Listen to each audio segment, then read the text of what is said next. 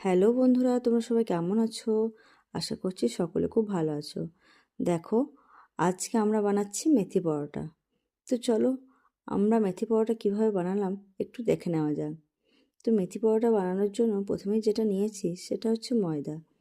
তোমরা আটা ময়দা দুটো একসাথে মিশিয়ে বানাতে পারো।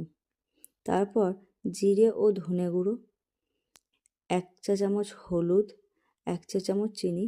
চিনিটা আমি স্বাদ বাড়ানোর জন্য ব্যবহার করেছি।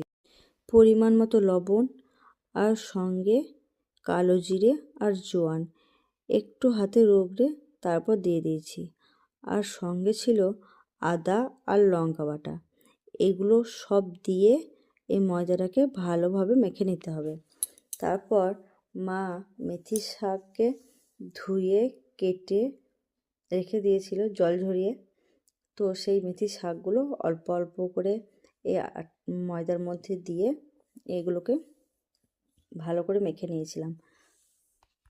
ভালোভাবে মাখানো হয়ে গেলে সবার শেষে আমরা ময়ামের জন্য রিফাইন তেলটা দিয়ে নিয়েছি। রিফাইন তেল দেওয়ার পরে এটাকে আবার ভালোভাবে মেখে নিয়ে তারপর একটু একটু করে জল দিয়ে এটাকে একটা সফট ডো বানিয়ে এটাকে আধ ঘন্টার জন্য রেস্টে রেখে দিয়েছি।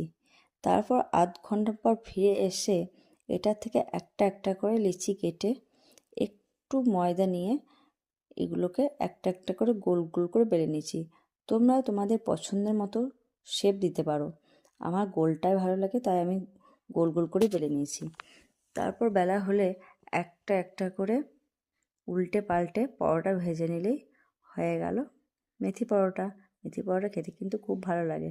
আর ভিডিওটা শেষ পর্যন্ত দেখার জন্য অসংখ্য ধন্যবাদ।